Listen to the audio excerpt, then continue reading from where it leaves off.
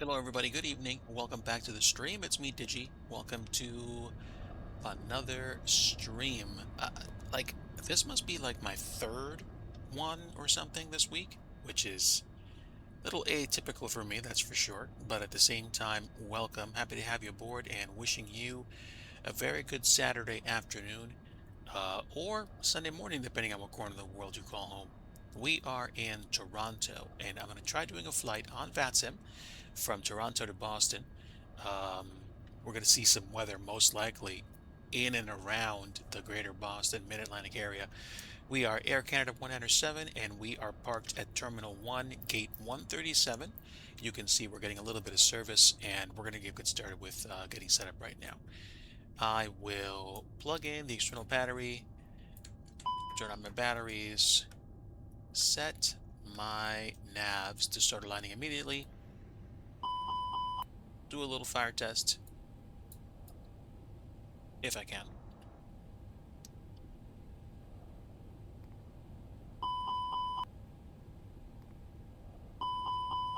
And then we can continue doing things like checking annunciator lights, yada, yada, yada. These guys look good. How about you guys downstairs? All right, getting started. Self-test in progress. I think we're going to be okay, at least for right now. I am going to go ahead and go for some max detail here. Not max detail, max lighting. Oof. Actually, been a while since I flew an X-plane on stream, let alone flew on the network, so I'm kind of looking forward to this. There's supposed to be a good chunk of traffic. There might still be some. I saw some of my friends, one or two, flying on frequency, so I'm going to go ahead and enjoy this. We'll get set up and we'll get to flying very shortly. Today we're going to be flying out of Pearson, Toronto Pearson, and we are on the ground at Charlie Yankee Yankee Zulu. I filed my flight plan, but I'm not sure if they have PDC yet. I'm going to go ahead and just get started though. Do a search, pull up charts for Pearson, get the airport info. We're Terminal 1, and we are at gate 137. If I take a look at my flight plan real fast, we're going to be flying from runway 33 right, which is, okay, not that far away. Going to be a short taxi today. That's good. Okay, planned optimum flight level for today's flight is going to be 370. And we're going to be flying down the snout of upstate New York, probably just breezing past Buffalo, going past Albany, and then coming in the spine of Massachusetts into Boston. We're going to be taking the J Fund 2 arrival unless anything changes about that. Let me double check myself, get some more charts pulled up. The departure for today is going to be the Kepta 3 departure. Let's find it. Kepta 3, Kepta 3, there we go. Okay, this is going to be for the 3-3s. Actually, hang on a moment. Was that what we chose? No, the wrong chart. Good thing I checked. Yeah, there we go. Kept a 3 for 3-3 right. That's different. And we have probably an altitude of 5,000 for the departure. Climb heading 327, right turn 340 is assigned, radar vectors to Vivet or Vivette. So we're going to have some vectoring that's probably going to happen before we get started. Okay, so that's the departure, and for our arrival, we're going to be going on the J Fund 2, so I got to check Boston. Pull up Boston, get the J Fund 2 arrival pulled up. J Fund 2 is an RNAV, and we'll be landing on runway 22 left. So, coming in over the bay, which probably means we're going to be, let's see, where's Hawk? Hawk is probably, oh no, wait. We're going to be going to Punked before we go into the arrival. The arrival's going to take us all the way in, and then 22 left is going to be our planned approach. So let's go to approaches. We'll take 22 left, ILS. We need 110.3 on a heading of 215 for the course. And then when we arrive, we're going to be going to Terminal Bravo, which means I need to make sure we taxi right. Airport info. Nope, wait. Wrong one. Wrong one. Wrong airport. There we go.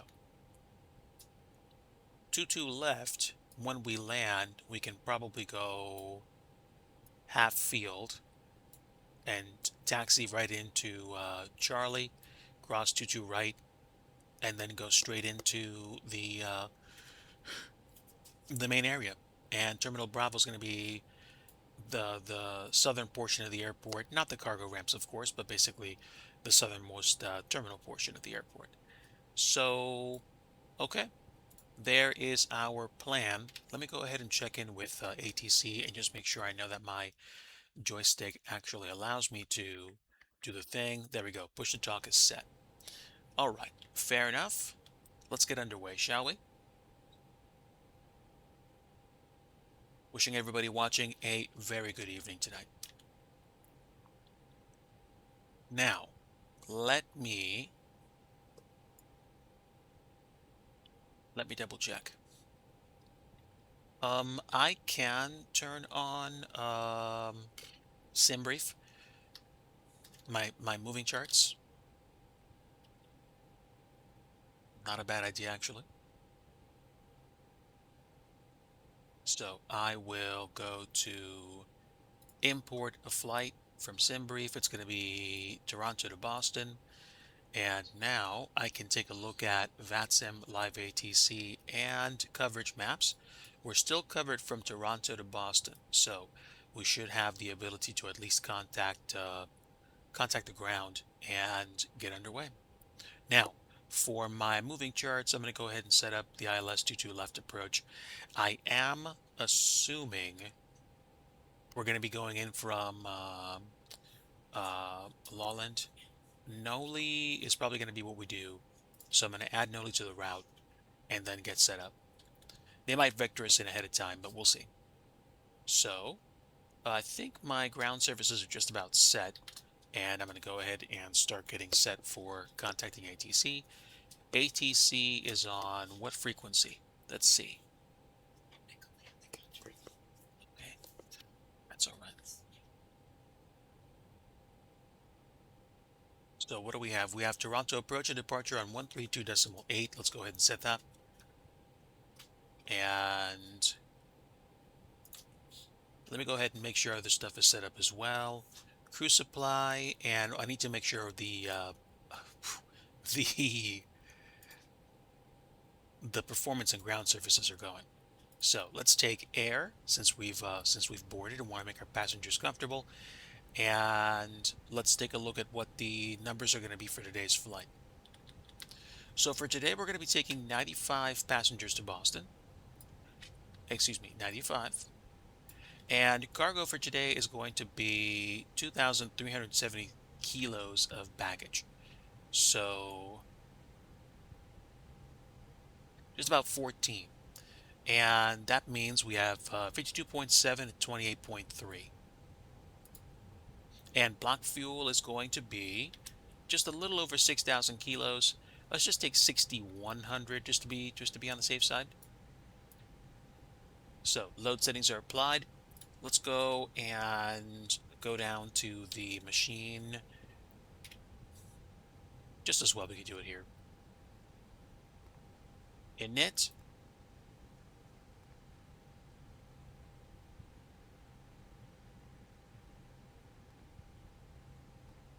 All right, let's do Charlie Yankee Yankee Zulu Kilo Bravo Oscar Sierra. Align IRS, and we'll do flight number Air Canada 197.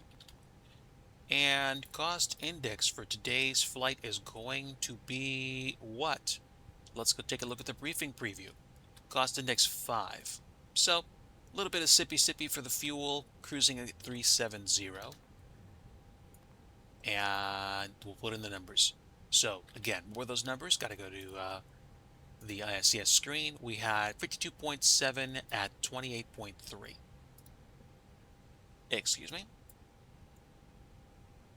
There we go. 52.7 at 28.3. Also taking 6.1 for the block fuel, which means we have an extra of 2.7. I like having a little bit extra. Craft and Fur, my friend, welcome aboard. Very good to have you aboard. Happy Sunday to you. We are flying from Toronto to Boston today. We're going to have a little bit of fun in X-Plane 12, something I do not do on a regular basis, but we're just going to go ahead and get started. Before I do that, of course, I have to tune in to, again, 132.8, so I got to tune that down here. 132.8.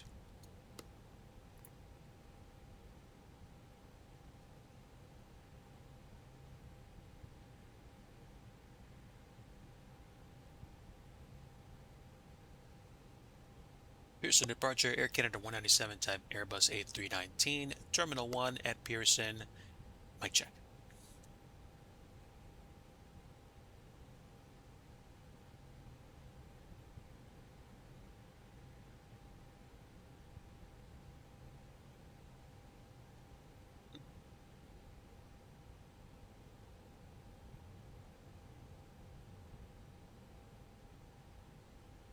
Gotta fix that. Looks like my X-Pilot did not have the, Air Canada A55, the wind's 310, 19, gusting 34, clear to land, runway 33 left. That's safety left, Air Canada A55. Okay, hopefully the volume won't be too huge, but we'll give it a shot.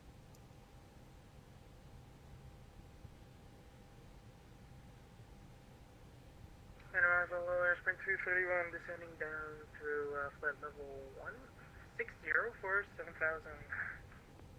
Sprint 231, Toronto arrival, good day. Flight level's 18,000, so it's not a flight level, and it should be 7,000, so maintain 7,000. Runway 33 left, the altimeter's 2963 kilos current. Alright, maintain 7,000 kilos current. Sprint 231.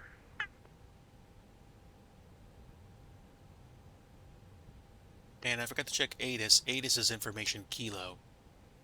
The altimeter is going to be 2963.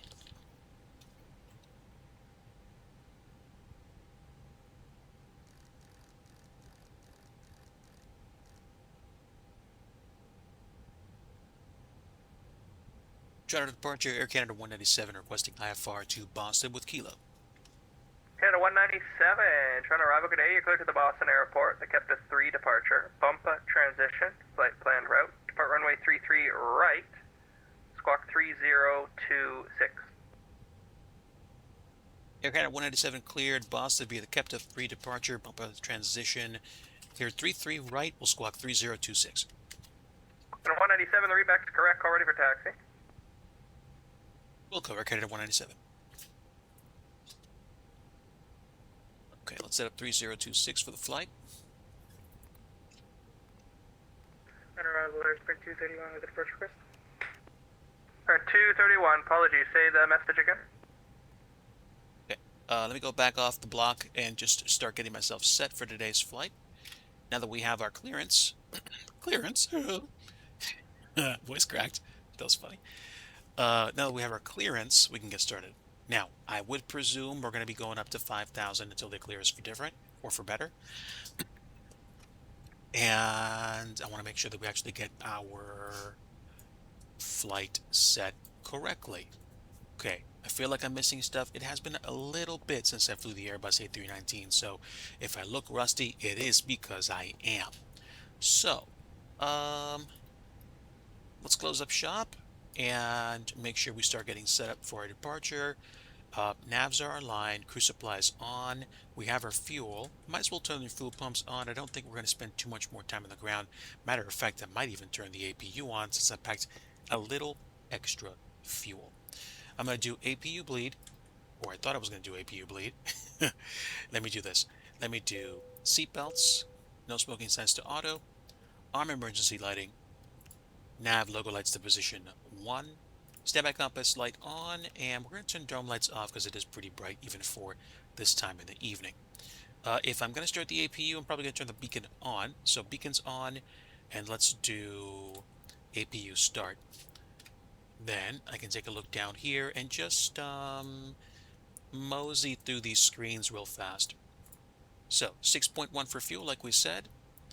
Electrics, we have external power powering us right now.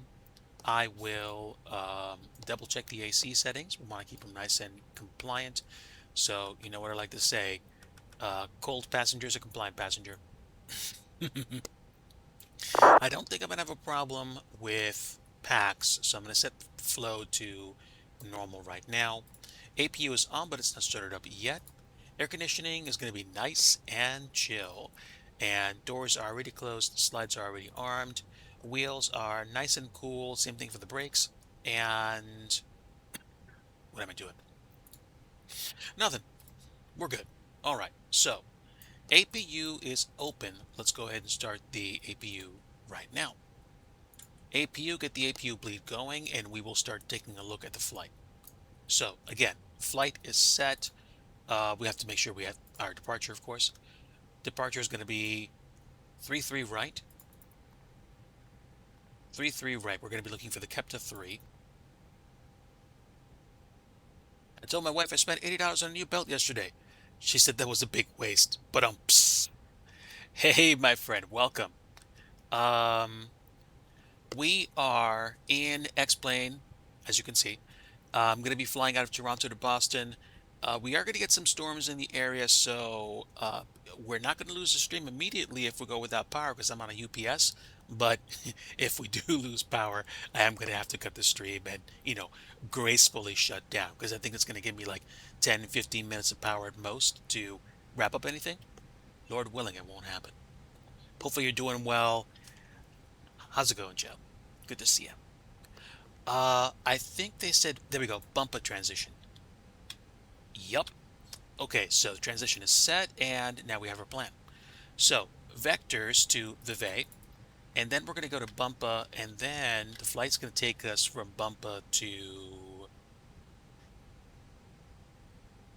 Avon. Avon calling.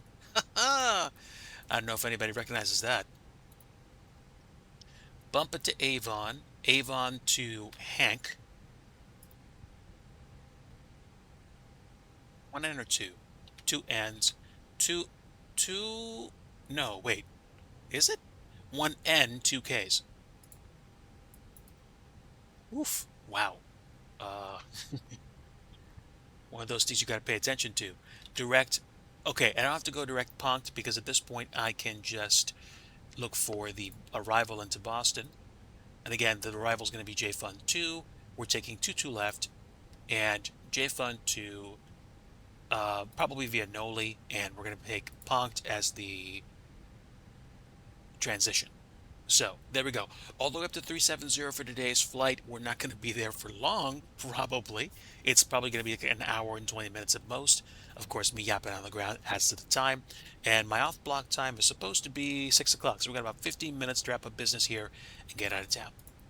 On to performance. Let's go on to the ISCS screen again. And if I take a look at my briefing, I can most likely figure out what the performance numbers are going to be straight from the printout. So we're going to do flaps 1 and slats. So that means 137, 137, 139.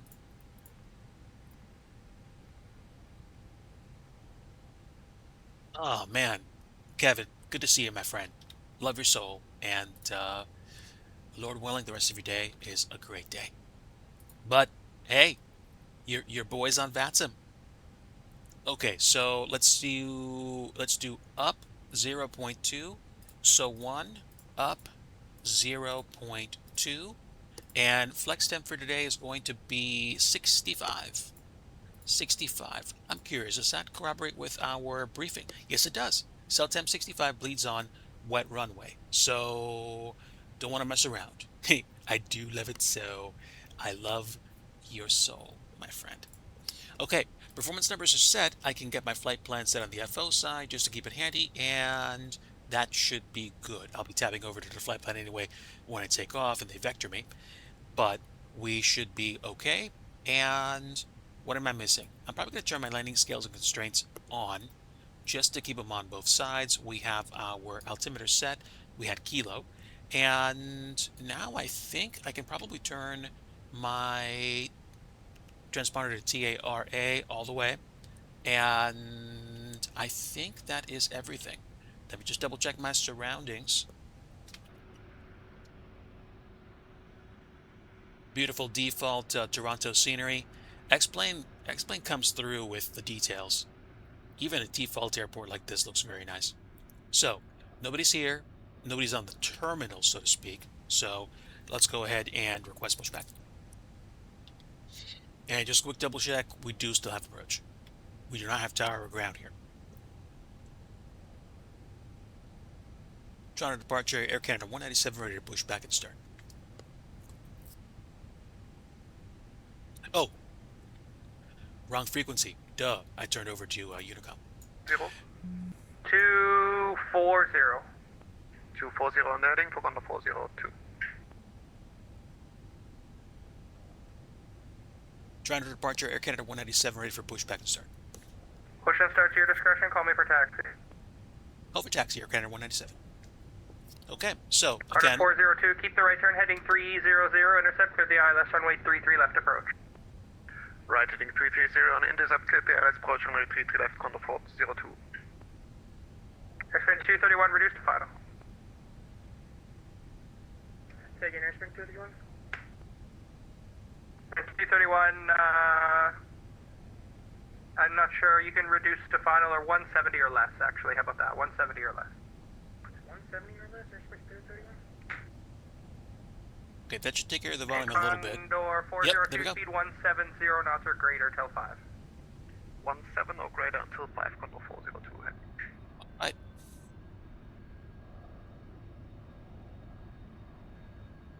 Airspring That should do us. 231, you're cleared the ILS. Down to cockpit, plan acknowledged. Call me through the menu when you are ready. 5,000 on the glide Okay, path. we're running on the APU bleeds. We should be able to disconnect external power. On the glide path at 5,000. Ground services, HPA, LPA are out. Jocks are... Double check. Yeah, parking brake is on, so jocks can come off.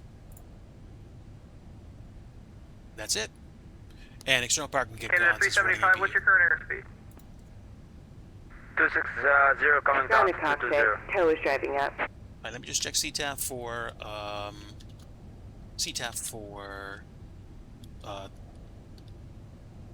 Toronto. Okay, let me just switch over real fast. 1187.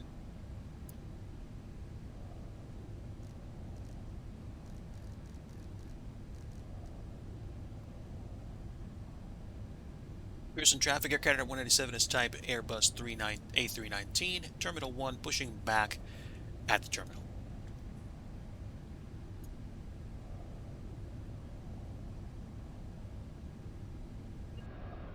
Okay, getting hooked up as we speak. Let's get the jetway dismissed.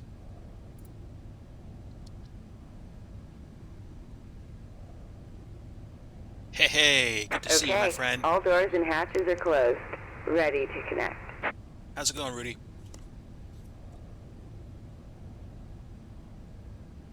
For a flight from Toronto to Boston, Air Canada 187. It's a tiny little Airbus A319, what I like to call the little sports coupe of the family.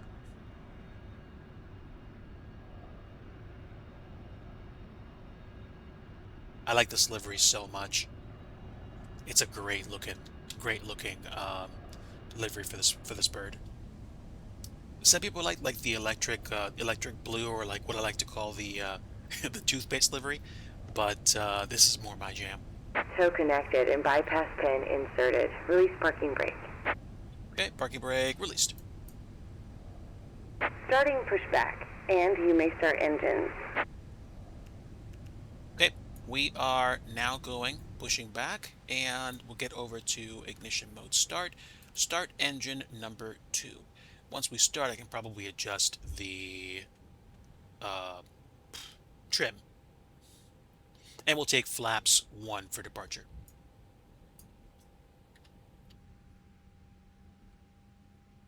This is not the engine that's starting up, but it's nice to see the pushback. Welcome aboard, everybody. Just a quick stream tonight, flying to Boston. We do have some inclement weather going through my area in the Mid-Atlantic, so while, Lord willing, we will not have a problem with the power going out, if it happens, then it's going to be a, abrupt wrap up to the stream, because obviously I'm not going to be able to keep running the stream for very long, even with the battery backup system on my computer. And you're going to hear loud beeps. All right. Engine 2 is available. Let's do engine 1. We will take flaps 1, and we will do an up of 0.2. So right about there.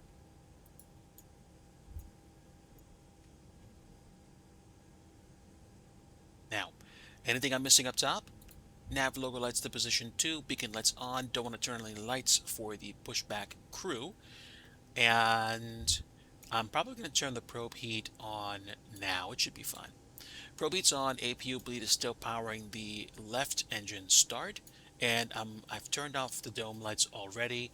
Overhead lighting's all the way up. And no smoking electronic device light is now on. So, ground crew's going to finish the pushback, and we are now done with the engine startup, which means I can put ignition mode back to normal. And I can probably take a look at the weather and stuff Operation after I finish. complete. Go ahead and set the parking brake. Okay, parking brake set. Disconnecting tow. Stand by. Alright, so while they're doing that, I'm going to go ahead and check my controls. Old joystick, so occasionally the cable likes to disconnect, but as long as I treat it gently, we should be fine. So, pay attention to this screen real quick. We'll check the flight controls. Full left, full right, full forward, full back, full left rudder, full right rudder, speed brakes retract. So, speed brakes work. Let's get the ground spoilers armed, and they're going to go ahead and disconnect me. We'll take care of the weather system setup once we are clear. Meanwhile, let's go ahead and make sure we have the taxi indicators. They're going to give me 3-3 right. Tow is disconnected and bypass pin has been removed. Hand signal on the right. We'll see you next time, and have a safe flight. Assuming Alpha Lima to Tango to, I think, Bravo, then Delta. But we'll get taxi instructions and we'll figure out our way real quick. Alright, so there goes my friend, my longtime friend, Gary. And here we are. We have thumbs up and a gear pin. We're good to go. Alright. So, we should be set. We have everything we need to do to get going. And we will finish getting set up. Backflow is up. Oxygen is done. Fuel is pumping. Everything is set. We're going to go ahead and turn taxi lights on. And I can arm the strobe lights and get the landing lights into position. Just not turn them on yet. Or I could if I really wanted to. Doesn't matter to me. Auto brake max for ground ops and rejected takeoffs. We're going to just ding the cabin and make sure they're good to go. This is a short taxi after all. And takeoff config, we should be flaps 1 with an up of 0.2. Let's see if that works. Okay. Takeoff config is complete. We're set. Alright, 4 minutes in, and I try to make my outbound loops about 10 minutes or less. I think we're good to go.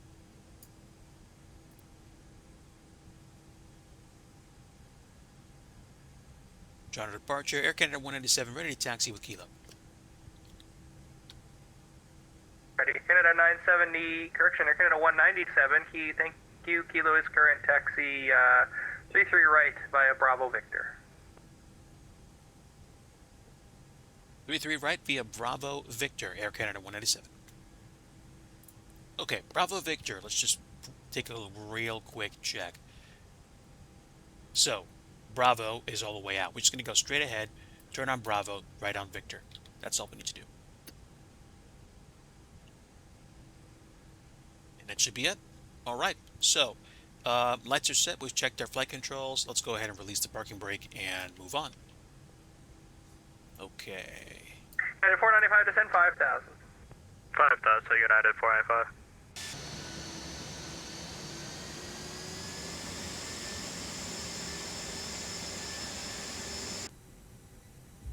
And do a real quick check, turn off the APU bleed since the engines are running, and we can shut off the APU right now.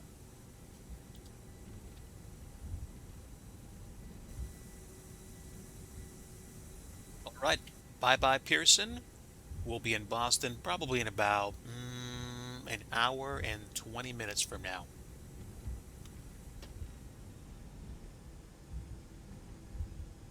Okay.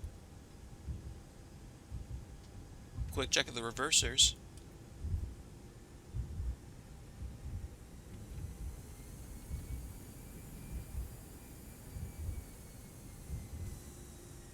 Yep, reversers work. Okay, we should be on Victor right now, or at least I thought we were. Hang on. There we go. We are going to Victor.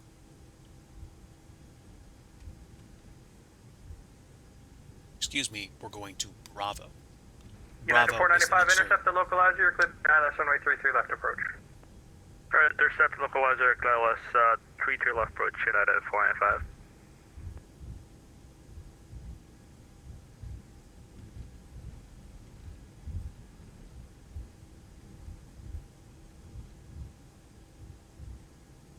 Okay, we can go take off now, and hopefully won't have a problem. Looks like it was raining a little bit.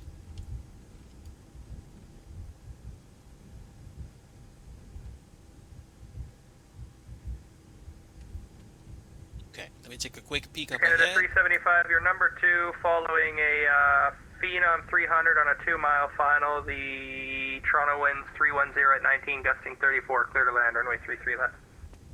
Number 2, clear to land, runway 23 left, guy 375.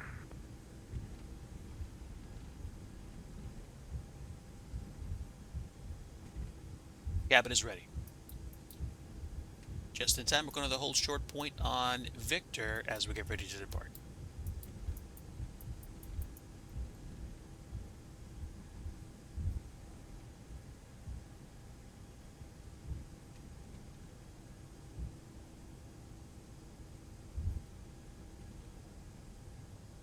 Okay, now, which one was the parking brake? I forget, was it this?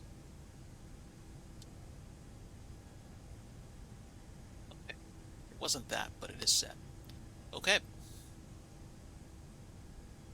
Toronto departure, Air Canada 187, holding short 33 right at Victor.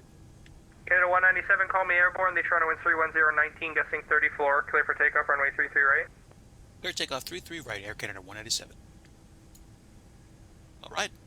Parking brake release. Let's get the chrono turned on. Chrono is now active. Real quick check. Don't see any traffic coming or going on 33 right. And now we can get going.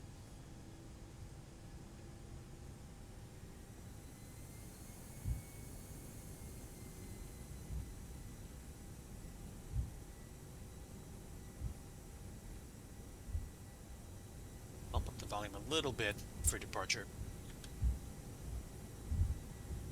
Sprint 231, welcome to Toronto, exit right on hotel, taxi hotel, and hold short, runway 33 right. Alright, exit right on hotel, and hold short 33 right here. We're set. 40.3, we're just about stable. Let's just go ahead and take off. Use those takeoff no blue or flex SRS runway emotes. Manflex 65 SRS runway, auto thrust is blue. Centerline works really great, DIGI. That's better. 100 knots. Power set.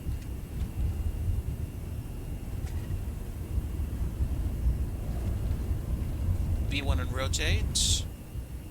Gentle, gentle. There we are. Positive rate. Gear up.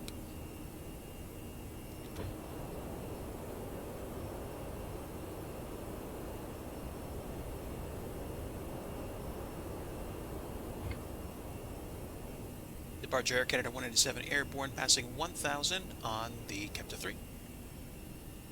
Canada 197, you're identified 1,300, climb 7,000. Climb 7,000, Air Canada 197.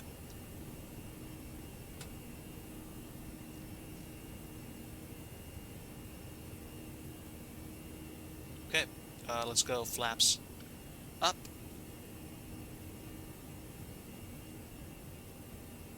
Ground spoiler disarmed.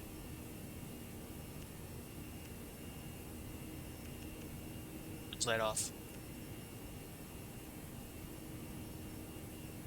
There we are. Up, up, and away, chat. Just climb set. Bye-bye, Toronto.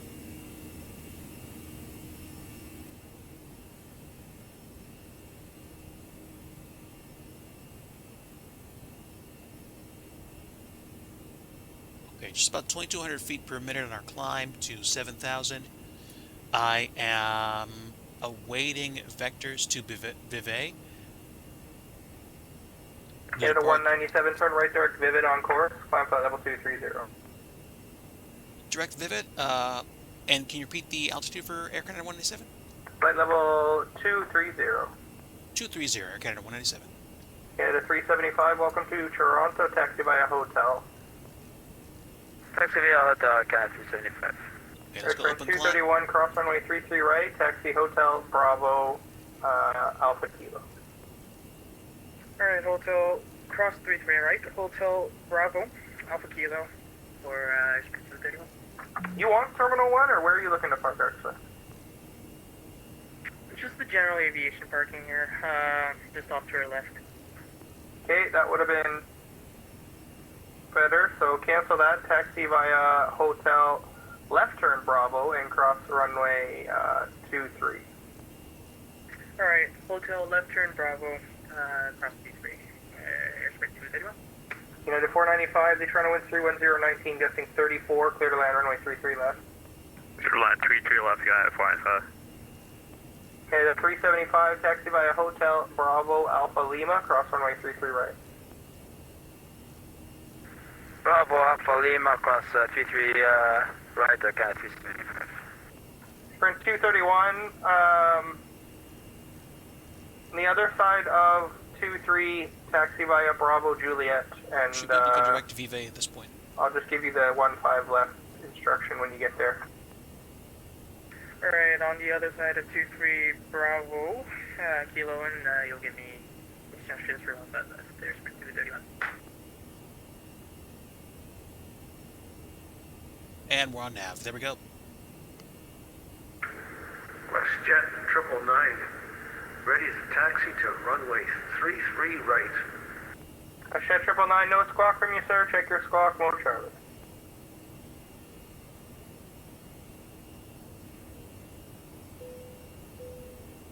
Okay, 10,000 feet. We can take the And Toronto, just to reconfirm, airspeed 231, electronics we're not alerts clear to off. cross 15 left, right? You can cross 23, hold short of 33 right. Alright, cross 23, hold short, 23 right. WestJet 999, squawk 3230. Shed 999, are you squawk confirmed? I got you there. Runway 33 right. The altimeter is 2963. Taxi Alpha Tango Bravo Victor. WestJet 999, taxi via Alpha Tango, Bravo, and then Victor. Canada 197, proceed direct bumper. direct bump by Air Canada 197.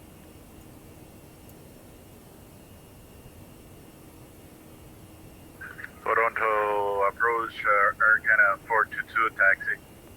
Canada 422, runway 33 right. The altimeter is 2963. Taxi via Delta. Taxi via Delta, Air Canada 522. We're gonna go basically straight through to Bumpa.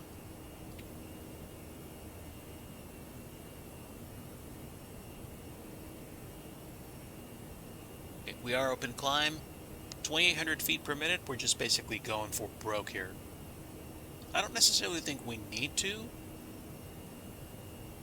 But in general, when I'm dealing with ATC, I like to be, as my father-in-law once put it, Johnny on the spot I'm trying and just be to like, 231, hold short, you know, 33 head left, on the swivel, ready to receive instruction. French at halftime. 231, thank you, sir. Cross runway 33 right, taxi Juliet Kilo. Alright, cross 33 right, Juliet Kilo, thank you very much. Here's Sprint 231. United 495, welcome to Toronto, taxi via November, say parking. November, we'll park whatever it is, United Spark. 495, November, hold short of 33 right for now. November, hold short 33 right, United 25. Canada 1, Canada 197, unfortunately, Toronto Center's offline, surveillance service terminates. You can monitor the on-route frequency, have a good flight, take care. Over to Unicom, Air Canada 197. Thank you so much for the TC. Take a bow, sir. You rock. Wow, thank you.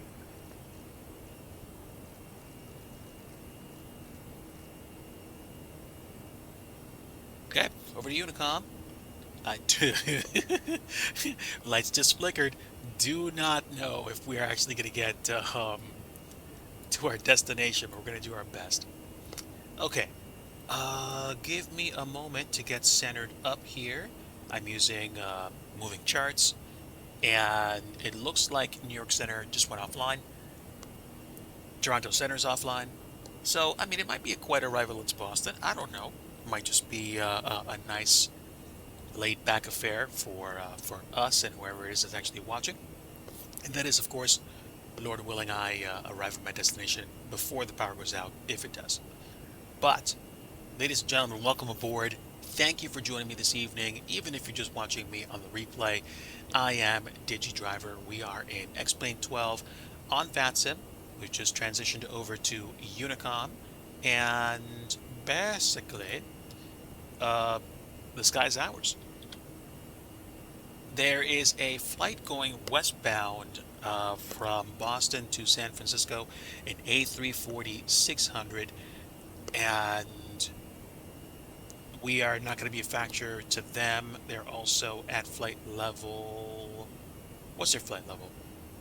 Oh, they're like flight level 360. We're going to be 370. So, is what it is. We are chilling out. And we have now gone feet wet over Lake Ontario. We are probably about maybe another... How much? Yeah, another like hour, 10 minutes away from our destination. We'll see whether or not we actually have any ATC when we get to Boston at all. I'm thinking we might not, but it's okay. It happens. Now, let me think ahead since I've got a little bit of quiet time to think in the first place. J-Fund starts at Punkt, and J-Fund 2, excuse me, and we are going to descend. Where are the restrictions on the arrival? We can't be below 240 before Monsta, and seats is flight level 210, but that's the first speed restriction. It's going to be 280 knots, and we're going to get speed restrictions. Actually, what's my flight plan look like? Let me take a peek. Okay. So I'm going to get rid of the discontinuity because I don't think we need it at this point. There's basically no need, is there? Albany, Hank. Okay. Let's add ALB. That is ALB. So let me go ahead and go ALB. Actually, hang on a moment. Let me take a look at the flight plan. The flight plan literally said Hank direct Punkt. So from Hank, we're just going to be going straight into the waypoint for Punkt. But wait, where are we? There's Hank, there's ALB, but where's Punkt? I gotta check the flight. Direct Punkt. Show me where Punkt is. Oh, it's literally right on top of the Albany VOR. Or just about. So, that's fine. I get it now. So, when we get to Punkt, we're going to start on the approach. So, again, one more reason to get rid of the discontinuity. It's not necessary. I mean, at least to me at this point. So Hank punked, and then Stoli we go in, and then J Fund, Autumn, Winter, Harris, Lowland, and then Manual. That's assuming that we're going to have VATSIM ATC that's going to vector us into 2-2 left. We're going to listen to their instruction at that point, and then hook up with Noli for the arrival, unless they get us to a different waypoint in a lower altitude. Now, usually when I'm planning ILS approaches, I usually put in the last altitude before we actually catch the ILS beam and go down, which is going to be about maybe 5 miles out from the runway, maybe 6.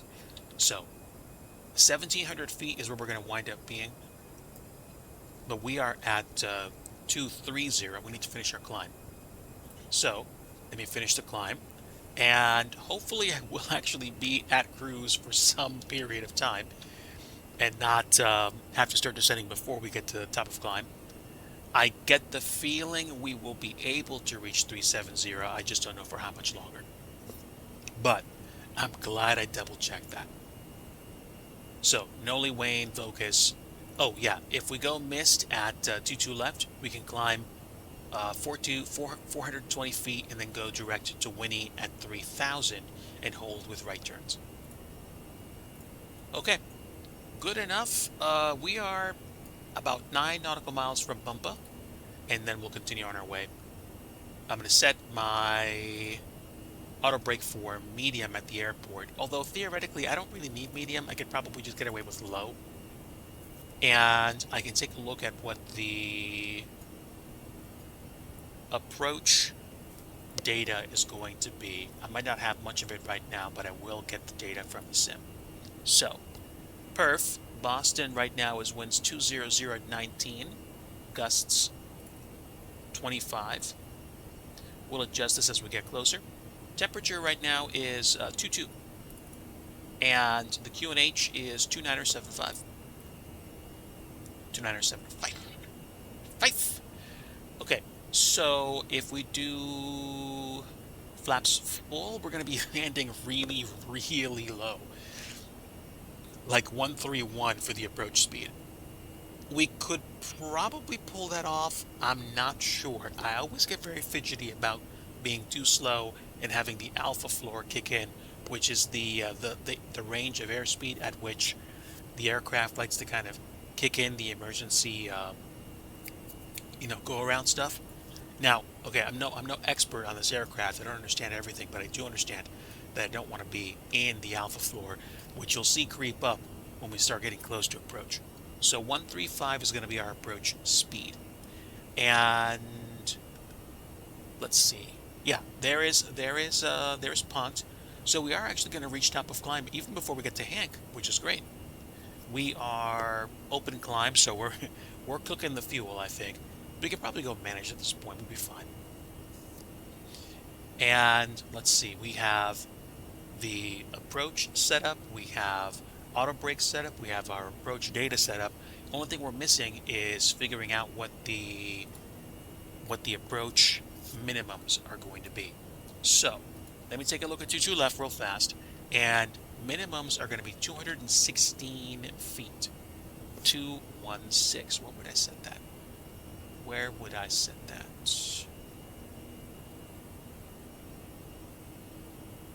Do I need to set that? I don't think so. Not in the Airbus, right? I don't think. We picked the ILS. So if I take a look at, say, RadNav.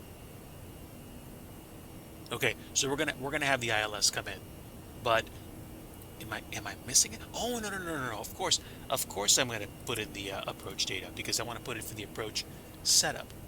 216 feet. Got it. For some reason, I thought it was in a Boeing, and I was just like, no, set it up on the MCP. No, you set it up in the approach mode. Okay, so that's good. 135 is going to be my final approach speed. We should be okay. Okay. Flying through some clouds right now. Do we have any issues with weather? AT is 11 right now. I'm not reading any precip. and there is no precipitation, but we will watch for icing or any reported icing on the ECAM. Right now, there is none. So, 25 minutes since we went off block, and we are on our way to 370. Got about 6,000 feet to go, and then we will cruise for a little bit, probably the better part of about maybe 15, 20 minutes. Oh, look at that beautiful breakout.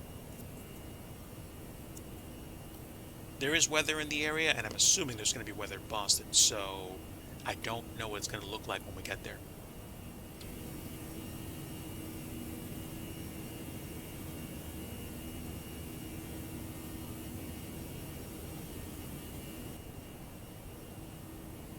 But once again, good evening, everybody. We are in X-Plane 12 today. I decided to grab the Tolis A319 and fly down to Boston and from Toronto in the Air Canada livery. This is a 2017 livery variant, and forgive me if I'm not being lore accurate. I just like the way this livery looks on the A319, and I am sure they have updated their liveries to be either different or just something else. I just know I like this livery on the Airbus and basically virtually any plane that flies Air Canada, so I'm happy with what I have. I almost flew in MSFS today, but I decided to go and give my respects to the Laminar Research team by flying their sim today. And it is a nice looking sim, and this is a nice plane. Boarding was relatively uneventful. We got pushed back from the gate. We taxied briefly to 33 right, took off, got vectors, and now we are basically, I think, done with the Capture 3 transition. So let's go ahead and start closing these charts down. Thank you. Oh yeah, we're way past Bumpa. Okay, so we've got to navigate this when we get close to Boston, and then we'll see whether or not we have any ATC. Let me also double check and see what CTAF for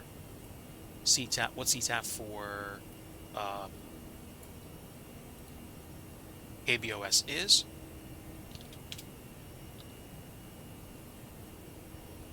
Because if we don't have ATC on the ground in Boston, then basically once we get below, I think it's below 10,000, and we are on approach to the airport, we're going to use CTAF to announce our intentions. I think, used to do that solely on Unicom on 122.8, but now in the States, at least for VATSIM, the policy is, I believe, you use CTAF when you are approaching the airport. So, fair enough. Let me go ahead and double check. Right now we have ground, tower, and ATIS in Boston.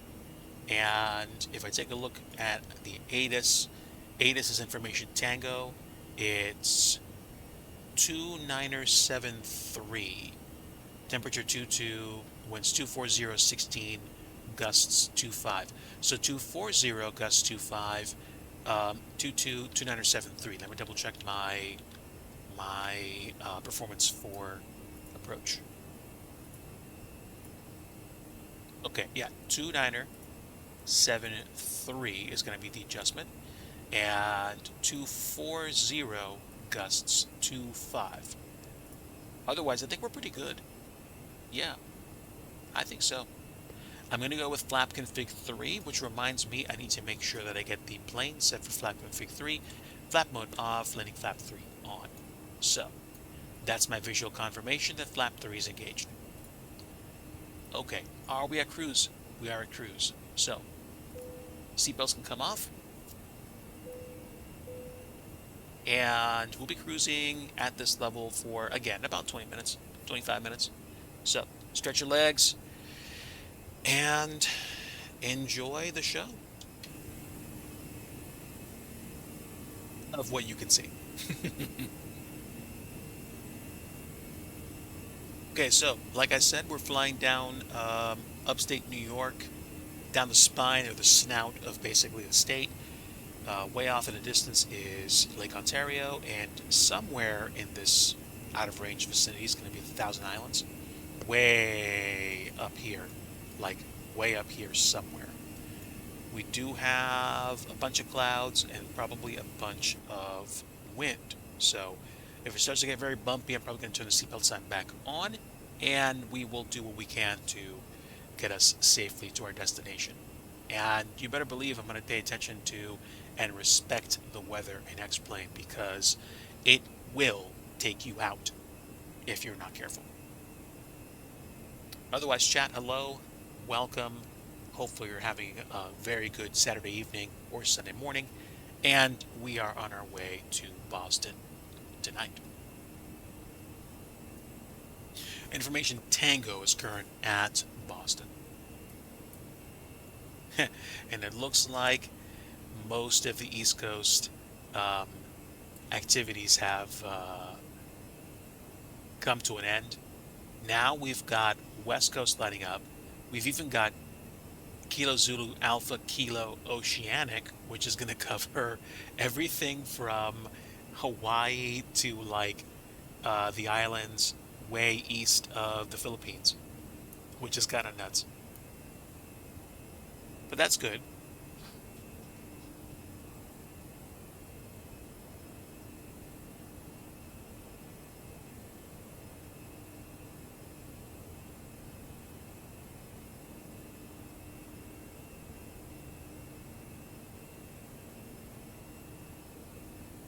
I really like flying this plane.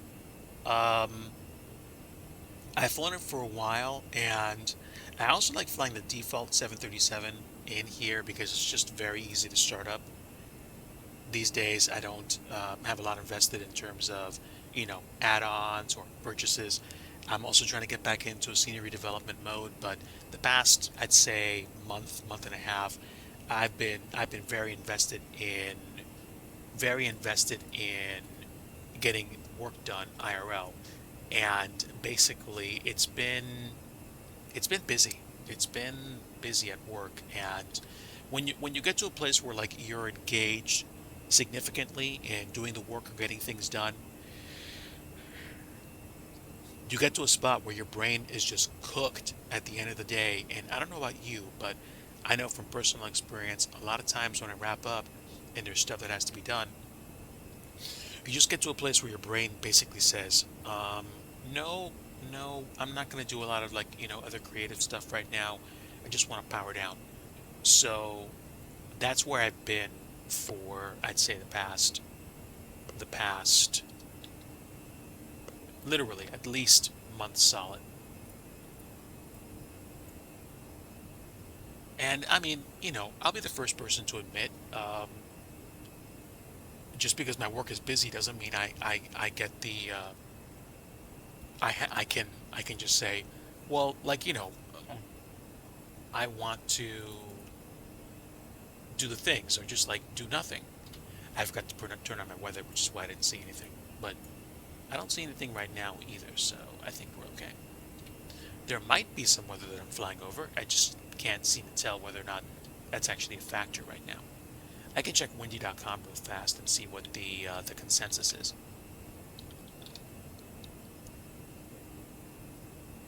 Okay, give me weather radar. You guys hear some clicking. That's probably going to be the lightning strikes that it records. Okay. Okay, great. So I've got a respite. I've got a window between, I'd say, now and the next hour or so. I would say, as long as the system that's coming in from the northeast is not going to basically mutate into something more powerful, I would say there is a chance that this flight will actually finish and follow through. Unless, of course, I lose power again, in which case I have to sign off real fast and get other stuff taken care of. But so far, so good. And Lord willing, that'll be how it stays. Wishing everybody a very good evening tonight, and hopefully you guys enjoy the rest of the flight clouds out here, though. There's something else. Yeah, we got quite a bit of activity out here, and if you are anywhere between Toronto and like Long Island, you're probably gonna get rained on and hard. But we're doing okay right now. So, a little bit of a debrief, shall we? Actually, before I do that, let me just make sure I'm ahead of top of drop. So, perf, we've got 102 nautical miles to top of descent, so we're okay. And if I take a look at VATSPY and my moving map and lock in, let me check and see if I can see anybody out here. No, but it does look pretty. Wow. It looks pretty.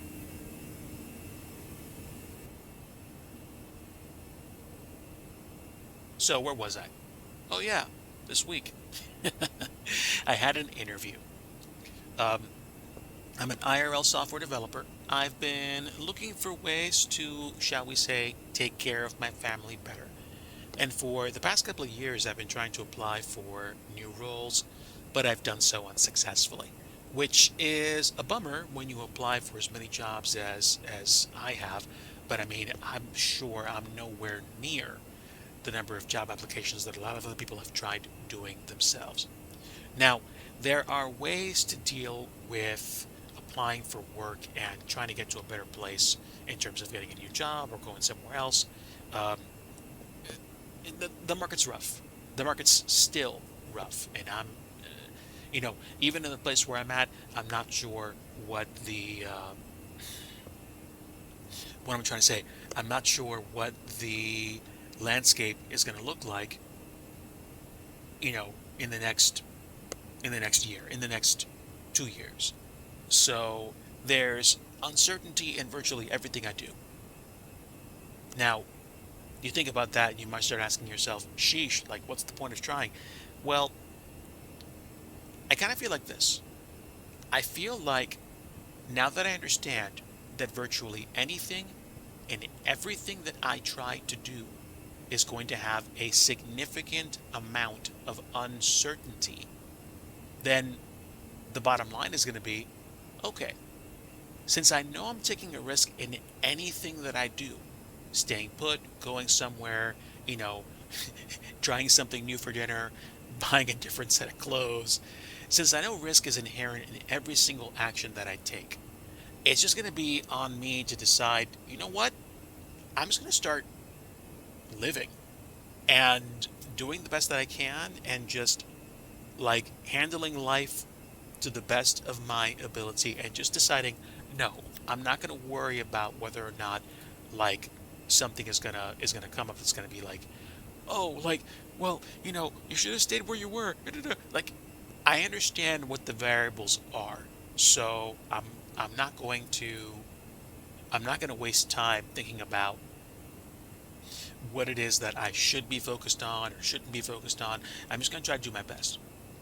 And admittedly, when I got wind of a company that wanted to submit me for a role, for a potential new position, I thought to myself, oh, you know what? Okay, let's go ahead and do it.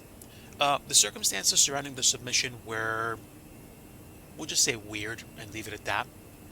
But basically, once I was locked in for the opportunity and we decided I was going to go ahead and go through with it, then the question was, okay, are they going to consider me? Are they going to schedule me for an interview? So I did what any run-of-the-mill developer would that basically considered whether or not anybody was going to call him for a job. I basically was just like, I don't know. Should I hope for it? Should I not hope for it? And they answered for me. They said, hey, we took a look at your prioritized interview request dates. We scheduled you for Friday this time. So basically, once I knew, obviously I panicked. for like about, what you might call a quote unquote hot second. And then I was just like, well, I have to start getting ready. So I decided, yeah, it's getting a little bumpy. I'm gonna go ahead and start turning the AC, turning the fasten seatbelt signs on. And I need to get my approach altitude set. I thought I said 1700.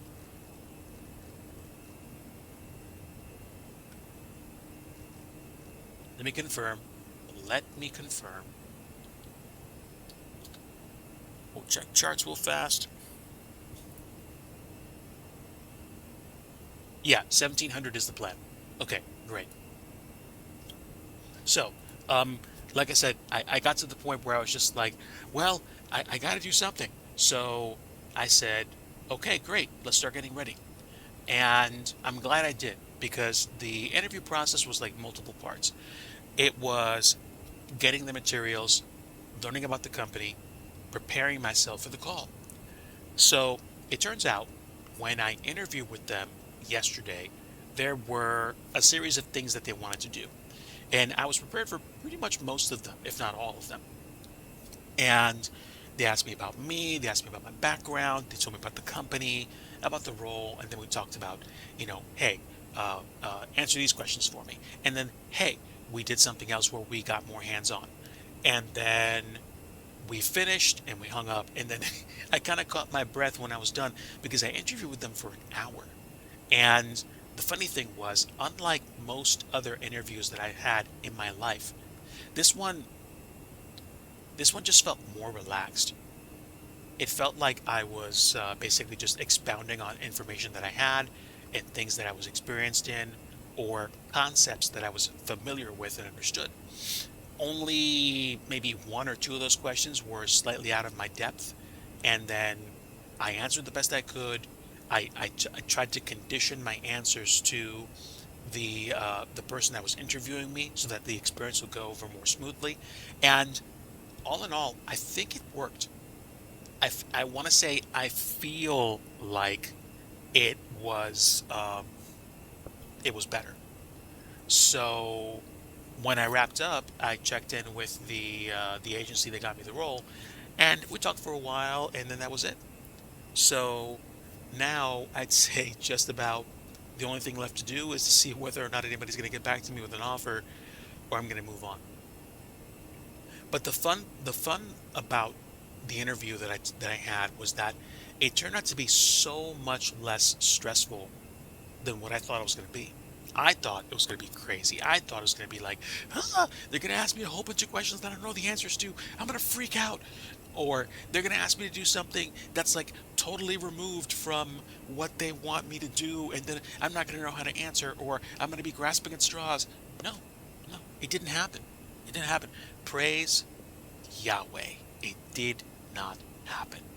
So basically, I just said, hey, I told my recruiter I was grateful for the opportunity. They told me what next steps might look like, and I prepared a thank you letter, sent it, and now we're good. Woke up this morning, or excuse me, had Mrs. Digi wake me up this morning because I slept in, and then we ate breakfast, and I spent time helping her do a little bit of house tidying.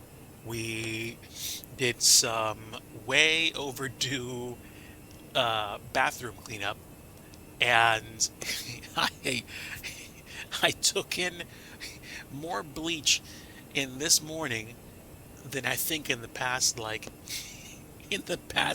couple of years combined, because we had to basically disinfect some surfaces, and cracked some windows open and had the fan going, and man, did I feel like my nostrils got cooked. But we're good now, and I believe it is much better in there. So there's a lot more to do, of course, around the house, but one challenge at a time. And today's challenge was pretty satisfyingly accomplished, I would say. It was a team effort, and now we're set. But we've got about 26 nautical miles before we go top of drop at Boston. And if I take a look, we don't have much traffic in the vicinity. So I could literally descend quietly if I wanted, or I can just say, hey, blah, blah, blah, Air Canada 187 vacating flight level 370 on the JFund 2 arrival to Boston. And that's going to happen in about 11 nautical miles, because I usually like descending around 9 or 10 nautical miles. Push the schedule call for taxi, JetBlue 31.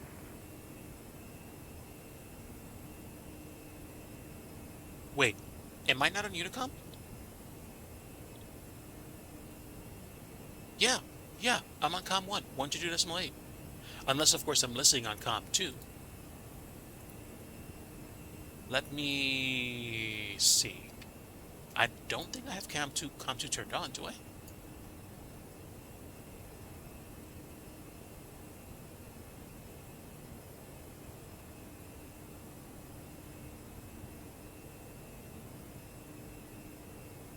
Yeah, I think I'm okay.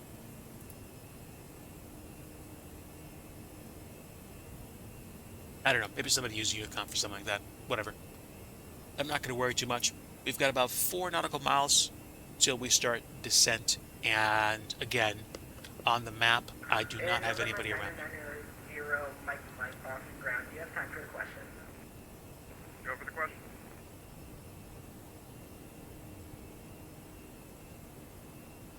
Okay, so I think I was listening on the on my other radio. So, okay. Let me go ahead and get started with the descent now.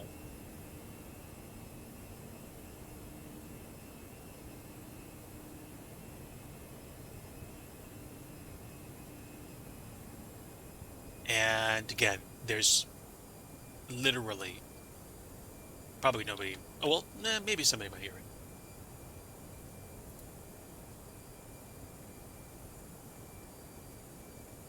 Let's just make sure I'm on Unicom. I am. All stations, Air Canada 197, type Airbus A319, descending from flight level 370 on the JFund 2 arrival to Boston.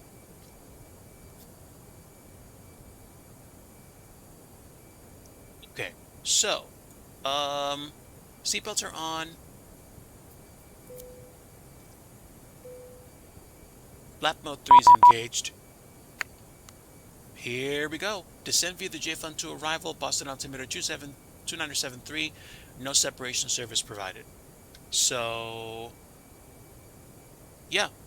Auto ATC, because there's nobody in Boston anymore. Well, Boston Center's offline, but there are people on the ground. So, fine. I will probably contact the tower once I turn for final on the ILS 22 left approach.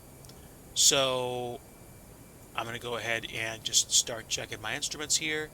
We are descending, managed descent at about 1,200 feet per minute. And we will also do some slowing down in spots. So these range finders, if you will, for my velocity, will probably go up, down, constrict, or expand as we start to get to a speed restrictive area of the approach. You can see all these places here. We have to be no faster than 280 knots at seats, and we're coming up on Stoli even as we speak.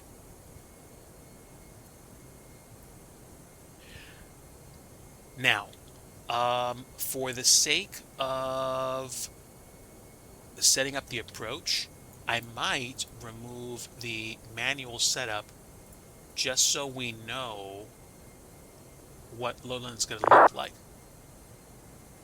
But I would say probably 6,000 might actually work. I'm not going to worry about my altitude once we've turned onto the last waypoint of the arrival, as long as I'm at a decent enough spot for our transition to final approach. But let me just double check. Where are we? We are almost to, I believe, Punkt? No, Stoli. I mean, we went to McLeod. We already passed Punkt, and now we're going to Stoli.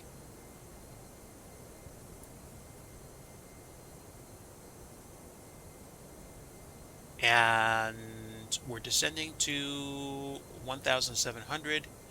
And let's take a look at the moving map just to make sure I'm not getting in anybody's way. I don't think I will.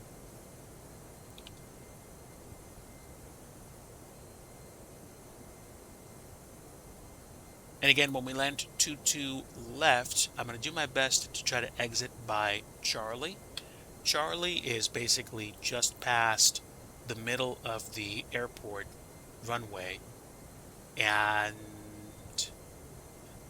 oh, I'm sorry. I was looking at Foxtrot.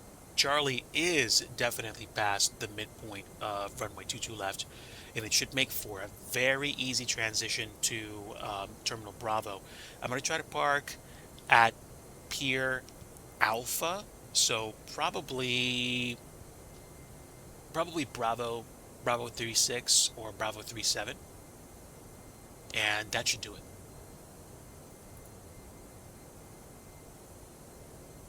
So we'll take Bravo 36 if we can.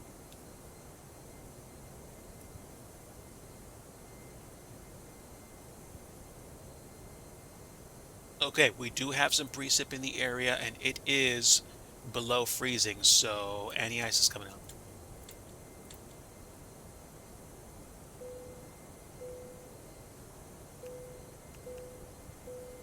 Okay, there we go. Electronic devices can come off now, even though we're like still way above 10,000 feet. We're dealing with inclement weather, so I do not want to mess around.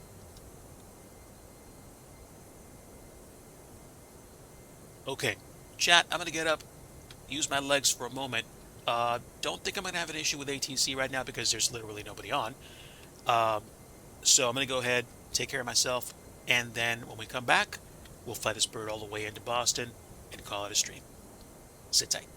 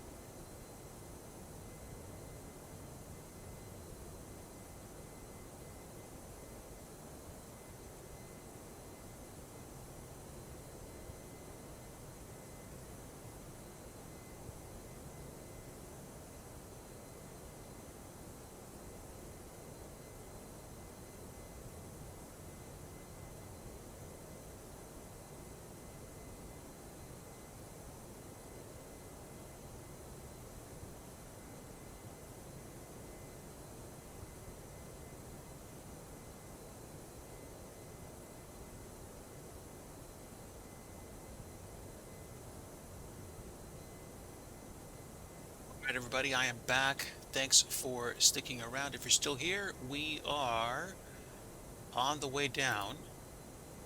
Ice is not detected, but for some reason, we are still getting precip. Now, given the temperature thresholds, I'm going to just keep anti-ice on as a precaution, and I'm going to keep checking my radar.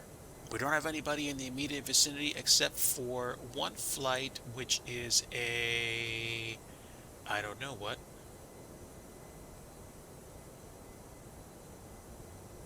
Okay, they're like 16,000 feet. I don't know where they're going. And I'm assuming... Oh, they're departing. They departed from Kilo Papa Sierra Mike, and they're going to Kilo Alpha Delta Whiskey. They're climbing. We're descending. I'm going to keep my eyes peeled, but we are probably going to be 17... Probably going to be 17 by the time they go to, like, 20 or something. So I think we should be okay. Again, though, we'll keep my eyes open for incoming traffic. And we're coming up on transition, so here we go. Flight level 180 is transition altitude in the States. Over in Europe, it depends on where you're flying, and that's literally not me kidding around. It's the truth. Transition levels, where you go from local to standard pressure, vary sometimes in very close regions. So it could be 6,000, it could be 5,000, it could be something else. But we're below flight level 180, which is 18,000 feet, and now we're back to local pressure, which I'm going to set to 297.3 for Boston. Okay.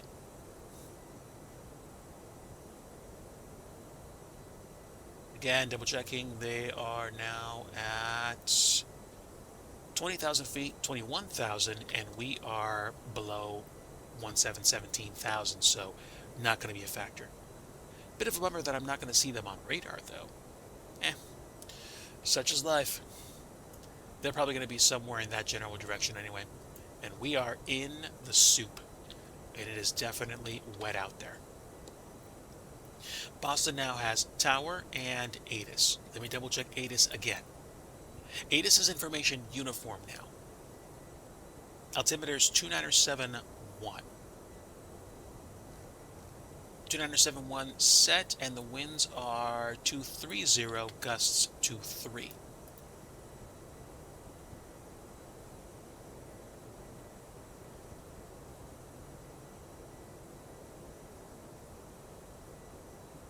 Okay, 297.1.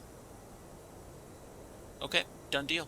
Has the temperature changed much? I don't think it's going to. Approach in use. ILS 22 left approach is in use. Yeah, temperature's the same. We're fine. Okay. So we are descending right now. We're still pretty peppy. Looks like we're going to slow down a little bit more when we get to autumn.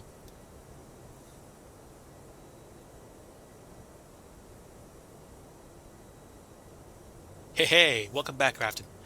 I am inbound to Boston. It's a very rainy and stormy approach. We are well insulated, but I think I'm seeing lightning strikes. So, gots to be careful. Seatbelt signs are on. I'm just going to go ahead and put my landing lights on before I forget. And probably set my, no, I don't need to turn off lights at this point.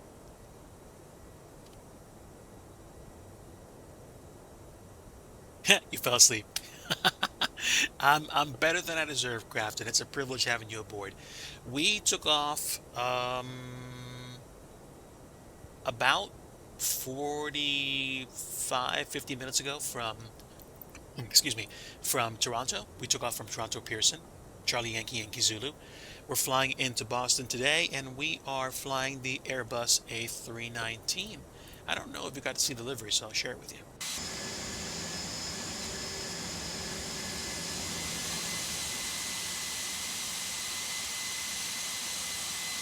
What a bird. Oh yeah, I'm a huge fan of the this livery.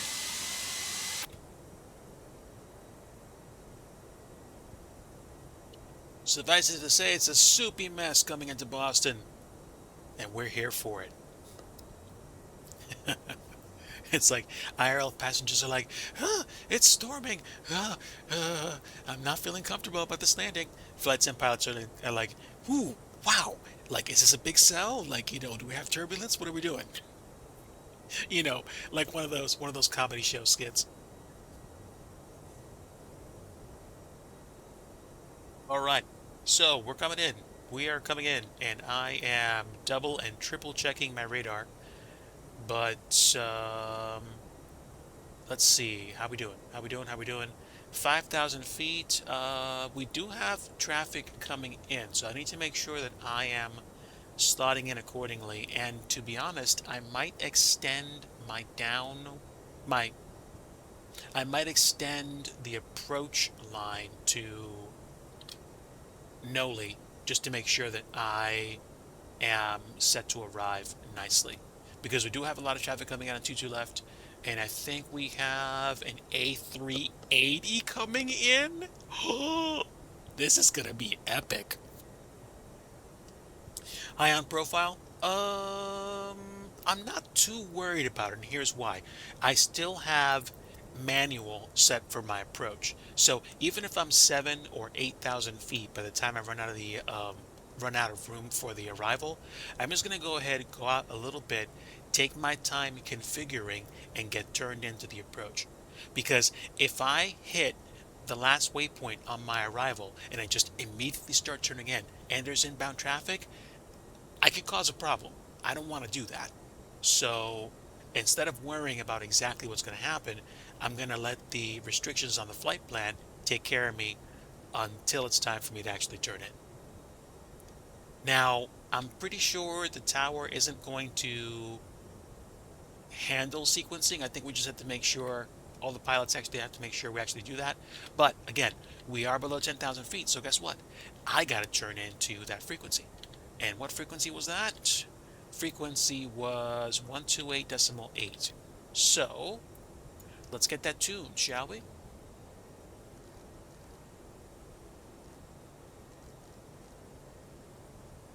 It's pretty, I don't remember, it was like $35. I think it's worth it. I'd say I'll consider it. What was that aircraft? Yeah, FS Reborn Phenom, the 300E. I'll check it out.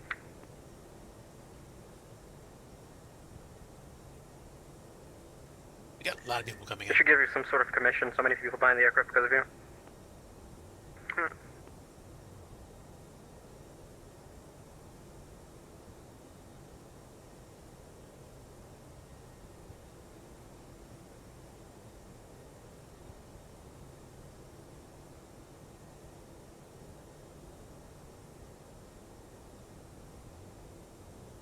Good evening. Anyone seen an airport around here? No. Okay, I'll keep flying. Boston Tower 80, American 523, join the left 2 left.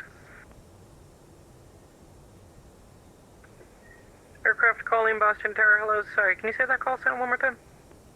American 523, join the ILS 22 left. American 523, Boston Tower. Hello. You're number 2, following an Embraer on a 5-mile final, wind 23014, gust 23, runway 22 left, clear to land. Clear, 22 left, American 523. Boston Tower, good evening. Air Canada 197, Airbus A319. I'm on the J-Fun to arrival, coming into Lowland. I can extend my downwind just to make sure I give traffic plenty of room. Air Canada 197, Boston Tower. I don't really control the finals, so if you want to just coordinate on 122.8, whatever you're doing, and make sure you don't hit anybody. But I don't really have any authority. You can call me once you're about a 10-mile final. Wilco, Air Canada 197. Now, the CTAF said that was the frequency. That turned out to be tower. I should have double-checked. It's okay, though. It's okay. Rather be jovial and check in way ahead of time than check in too late. So, I'm back on Unicom. Let me just make sure I see what the traffic situation looks like.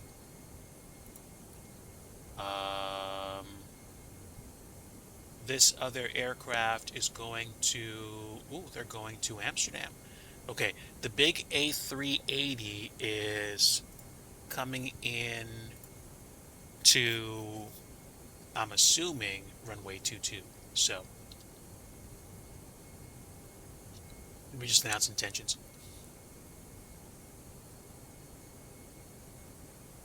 Boston traffic, Air Canada 197, Airbus A319. We're on the arrival. We'll sequence behind the A380 for 22 left. Boston traffic Lufthansa 8 Papa is super. On the sending to 6,000 feet to suite 210. Boston traffic Delta 2639, we're inbound Noli for the ILS.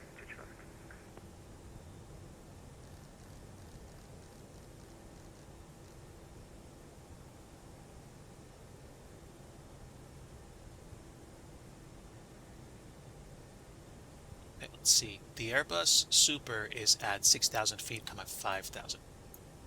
Okay. Alright, we'll keep the current heading, and then we will turn in once we know that the Airbus A380 has turned final.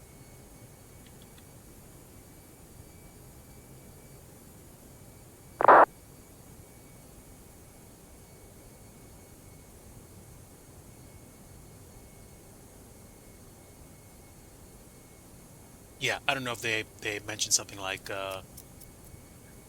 check in with Tower, but Tower already told me just make sure to set up once, call them once I'm on 10-mile final.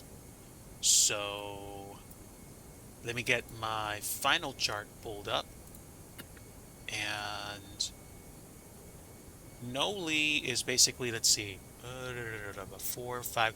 Yeah, so it's gonna be like probably between Noli and Wayne. Reducing speed to 180 knots.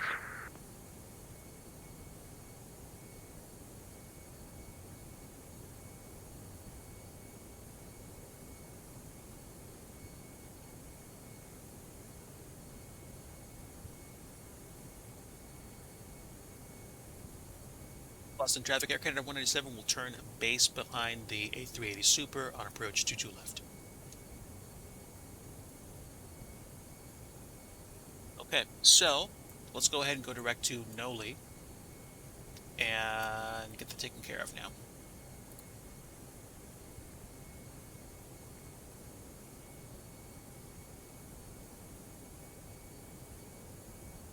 All right, there we go. Turning final. Let me just make sure we are set.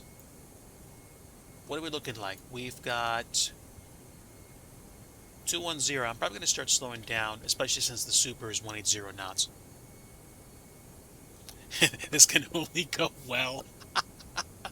Okay, well, first thing we're going to do is go flaps 1.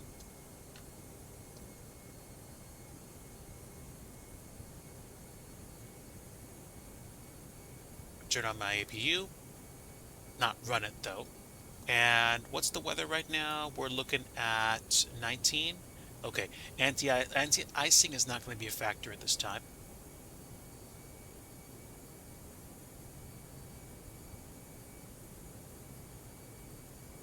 Okay. Yeah, weather-wise we're fine, and in terms of spacing, we should be A-okay for the approach.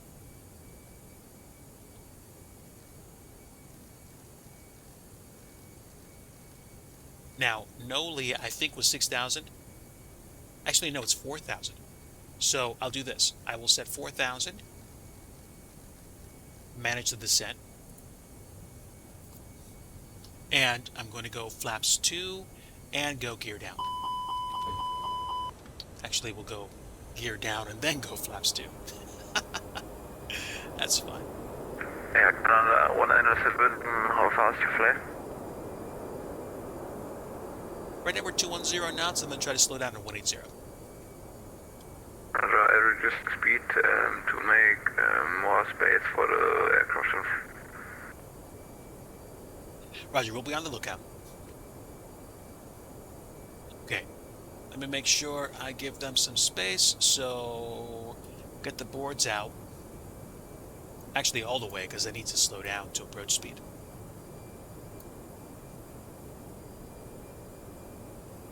And double check the radar. Nobody else is coming in ahead of me, and I'm about 1,000% sure we're not going to have a problem with the A380 Super. I mean, there may be some, a slight delay as I get close to the airport, but I think we're going to be fine. Okay, we are slat speed, and we are... Wow, it's... Yeah, it sounds like it. Let me go ahead and make sure we slow down. I'm just going to go ahead and get myself down to... What did I say? It was 135? I'm going to do 145 and just start slowing down all the way. Don't know why Oh, of course. There are sometimes approach mode kicks in automatically and sometimes it doesn't. So, that's fine. Go flaps 2. And now I don't need to use my spoilers so much. Ground spoiler is armed. Flaps 3.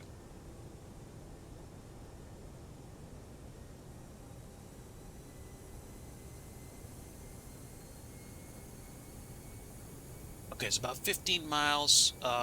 Once I get established... Yeah, we're good. We're good. 145 with no one behind me. I've got time. Let's go ahead and hit approach now. And now we have a localizer. Localizer is alive, and so is glide slope. So we're flaps 3. We're gear down. Nose lights on. Turn-offs are on. Everything's on. We're good. So, our approach speed right now is 145. I could probably do 135 if I wanted to. And you know what? I'm going to go ahead and do that just to make sure I give them as much room as possible. I am going to be flirting with the alpha floor though, so I better be careful. Now that we're established and we're between 15 and 10 nautical miles out, I'm going to go ahead and contact the tower.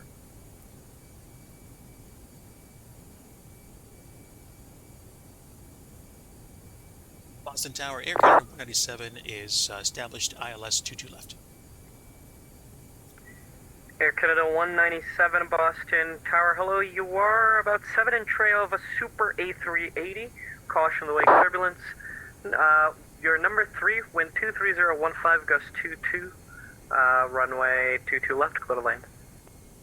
Clear to land number 3, Air Canada 197, and we'll watch out for that turbulence.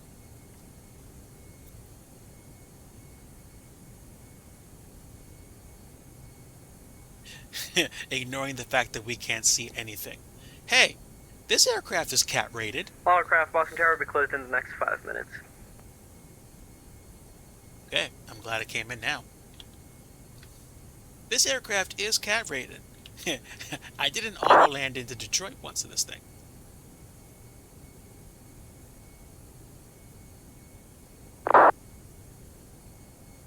Now, what would be a problem would be if I see nothing. When you close, we should stay on frequency though for CTAP.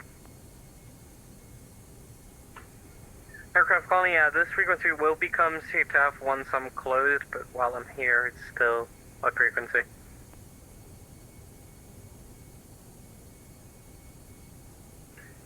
Delta 2639, welcome. Join Echo, cross 4 left, Echo 2 parking, remain this frequency, and have a good night. Echo cross 22 right and Echo to the parking and remain this frequency Delta 2639, thank you. Okay, the Super is really coming into land if they haven't already landed at Boston, so I can probably go a little bit faster, but I'm not going to worry about that too much. I'm going to stay on the beam. This is my approach speed.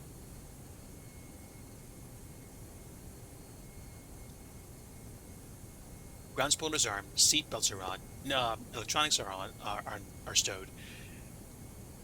Landing flaps 3, landing lights on. We're landing no blue. Estimated arrival, let's take a look. Where can I see that? Progress? Progress. GPS primary. Oh, that's odd. Don't know where to go to see that. Or I can just go to the flight plan page, right? I thought I could. Not sure, to be honest.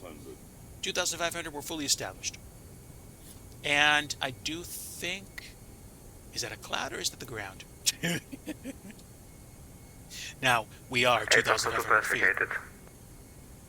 Estimated arrival probably going to be like another 5 minutes. Sun So- 8 Papa Super Roger. I had asked you to vacate on Bravo, 23:20. but that's fine. Taxi Echo Kilo, hold short of T2 right. Yeah, Oh, sorry for this, 23:12. and There we go. Kilo and 102 right. Possible. Okay, we have ground contact. Good afternoon, ground, Delta 2646, ready to taxi, 222 right, short on Echo. Delta 2646 Boston Tower, hello. For future reference, you're supposed to call for push no matter where you are, even if it is a non-movement area. That helps us sequence the traffic.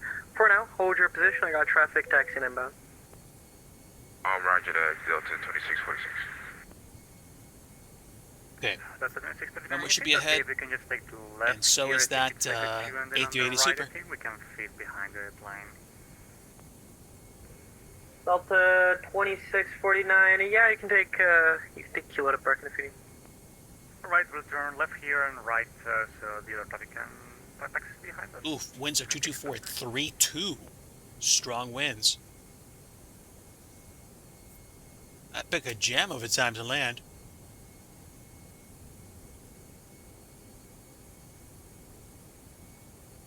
But I do have ground contact and I do see the runway, so we are going for it. Nice. Congrats. GG's, Delta Grounded. 2646, hold short of Alpha. Short of Alpha, Delta 2646.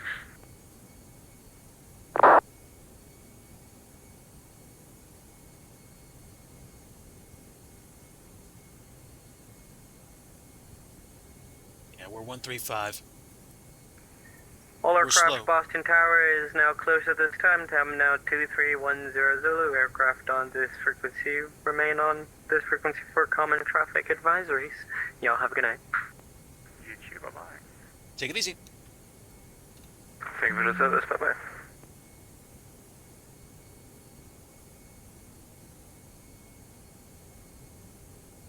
Okay. Visual scan. No one's on the runway.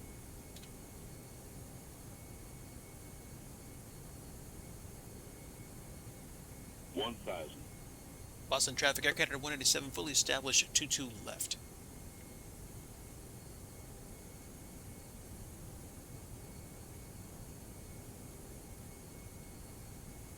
Okay, 1000, we are bumpy. Winds are slowing down to 22. And we are following the beam down.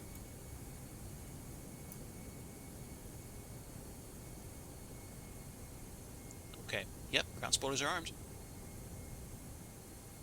Speed. Let's give it a little bit of juice. Yeah, I was flirting with the alpha floor, just like I said. Just like I said. 500. Okay, 500, we're good here. My aircraft. Winds are pretty much down the nose. 400.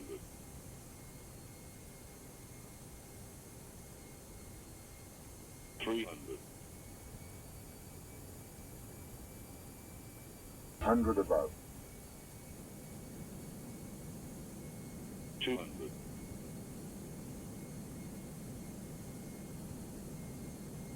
Minimum. Landing. 100. 50. 40, 30, 20, retard. Approach, runway 22 left. 10. 5. Okay.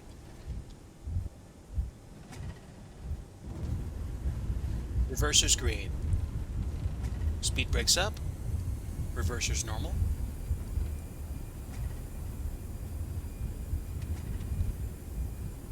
80 knots. Boston traffic, American 1386, 5 miles from outside Noli, 22 left approach.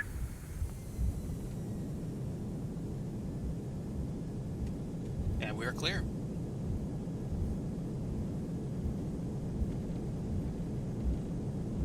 Boston traffic, Air Canada 197 clear, 22 left. At Echo.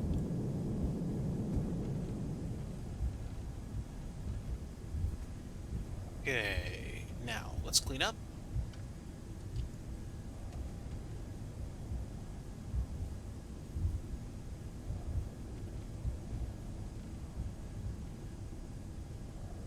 I'm over here making toast. All right. So let's go APU on and APU bleed.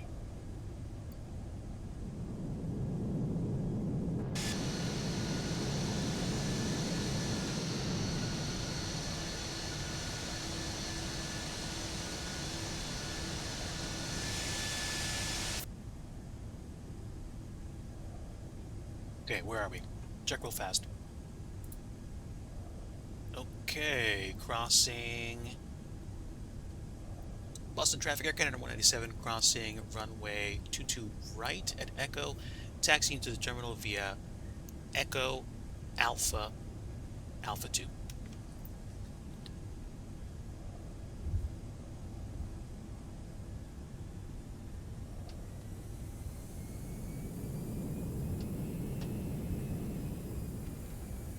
All right, good enough.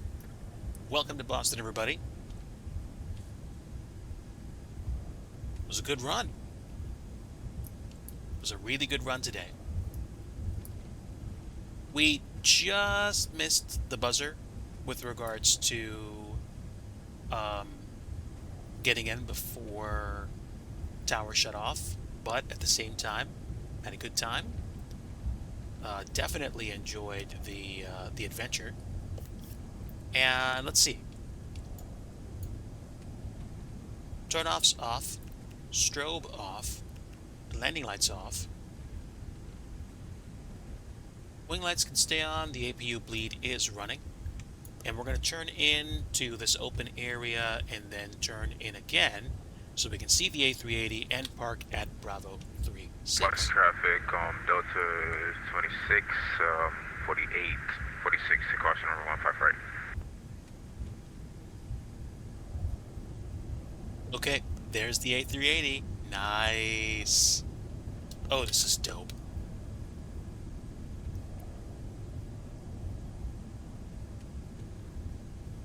Alright, non-movement area, I can turn the taxi light off. Spy lefty.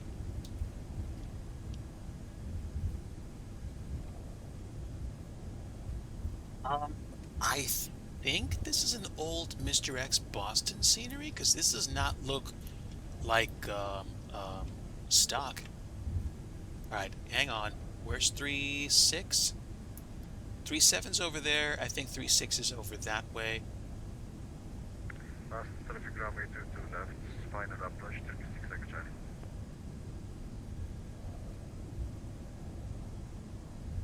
Here we go. 3.6.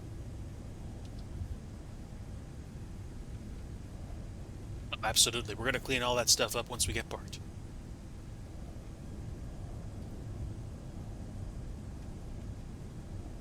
And let's get a little bit of setup here.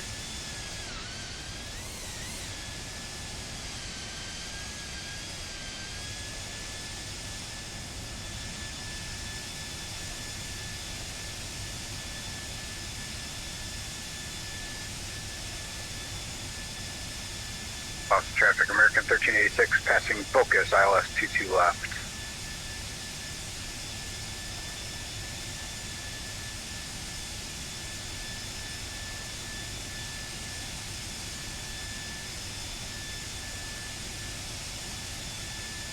Okay, Mr. Fancy Pants.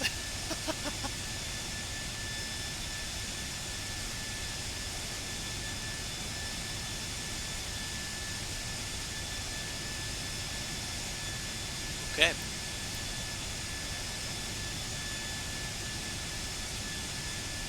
And we're parked. Parking brake is set. APU is running. But before we go, take a really quick peek around the park. Make sure the spoilers are off.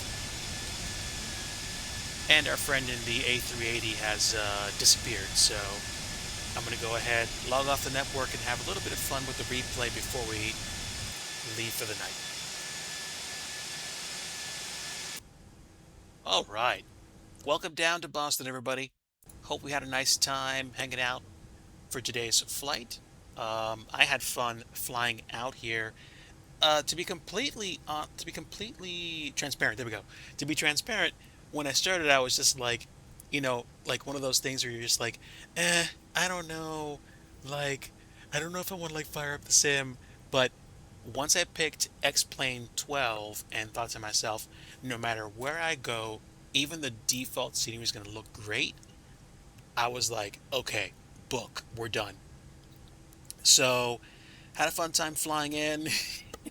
I suspect I thumped it down, so probably somewhere in the minus 300s. We're gonna get the official word based on what I see. So we'll have a little bit of fun guessing as to what happened.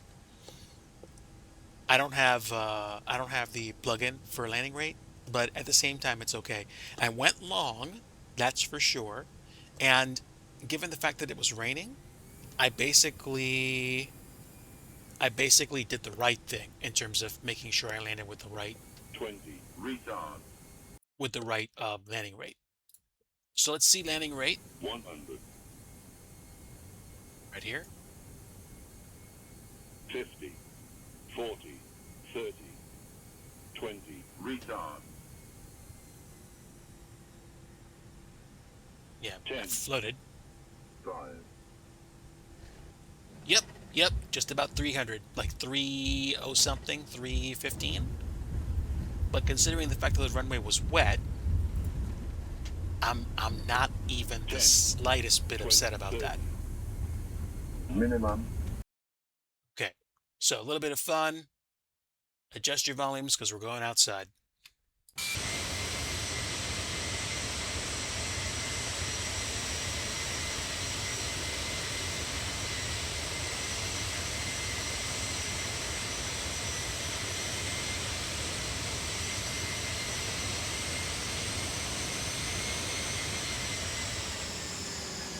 Oh yeah, I floated up. Boing. Oh yeah.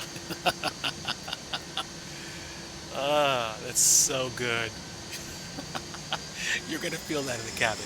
Probably like 1.2 Gs.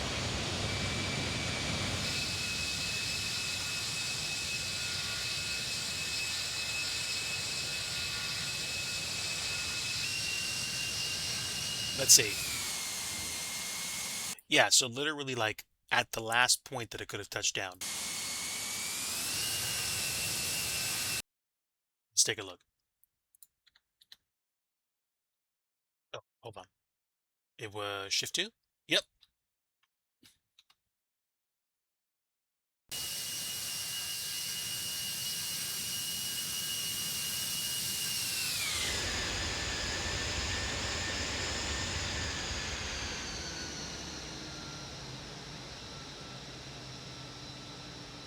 So, boink. Yep. Broke surface tension, that's for sure. And of course, the last thing we do is the passenger view.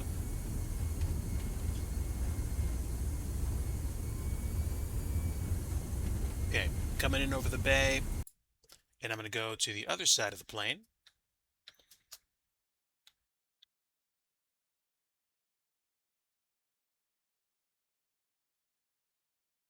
Okay. And we'll look out this side. There we go.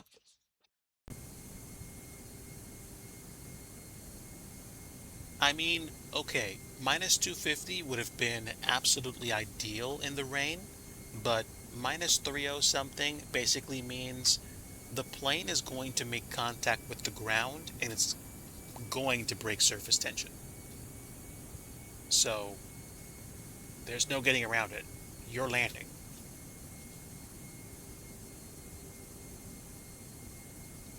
Yeah.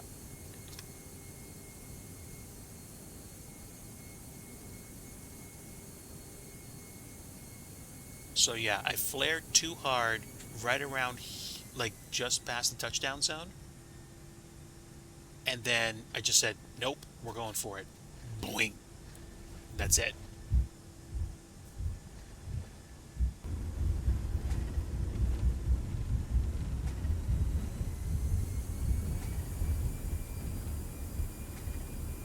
Good stuff.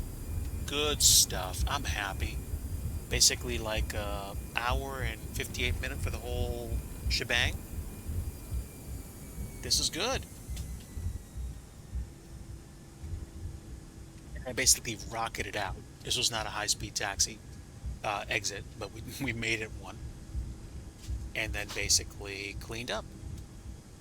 So, um, ladies and gentlemen, we have now arrived at Boston, and that is tonight's stream. Glad to have everybody aboard for the flight. It was a pretty quick one. We did have ATC for most of the way. I did see a Air Canada Rouge jet in Toronto before we departed, and yeah, had a nice time flying. Had a nice time catching up with you guys. Um,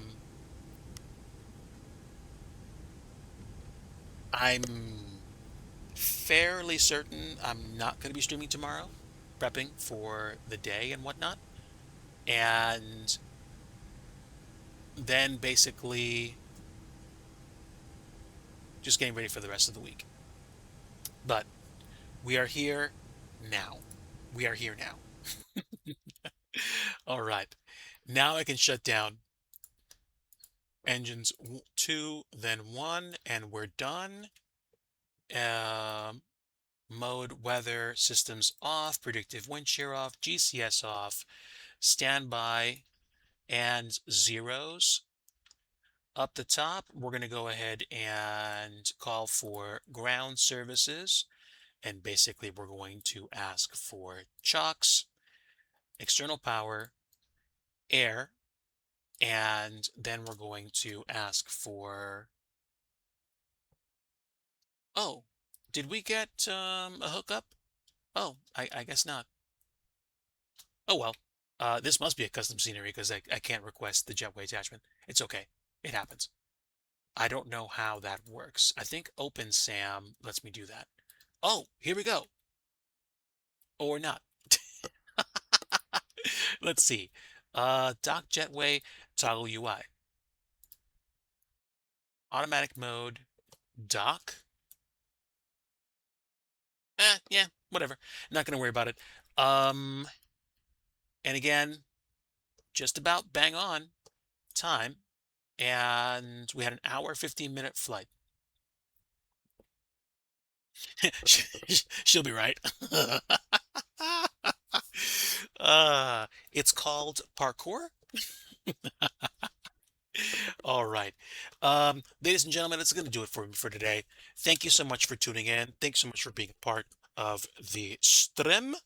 I don't know how many folks are here, so I can't make a decision as to whether or not we're going to go raid anybody, but stand by.